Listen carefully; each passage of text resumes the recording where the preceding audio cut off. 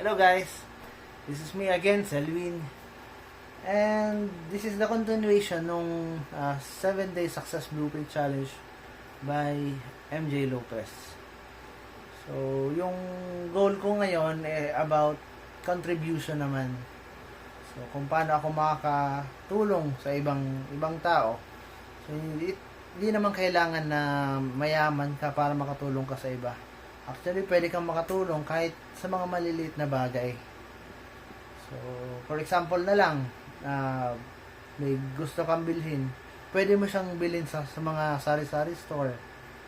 Imbes na pupunta ka doon sa mga malalaking companies, tulad ng SM, ganon. Pwede kang magpunta na lang doon sa mga sari-sari store, sa mga maliliit na negosyante. So, sa paraan na yun, makakatulong ka. So, sa ngayon, ang napagdesisyonan ko na ako itutulong naman or bibili ako sa market kung saan nandun yung mga maliliit na negosyante. So, samahan niyo ako. Mamimili tayo at mamamalingke tayo.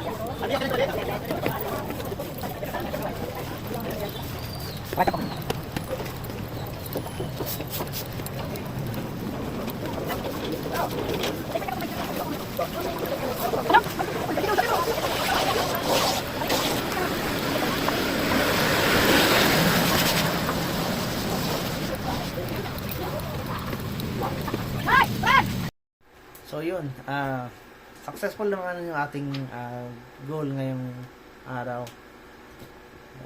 Yun, so yun ang sinasabi ko na hindi mo naman kailangan maging mayaman para makatulong ka sa iba. Kahit sa maliliit na bagay, makakatulong ka pa rin.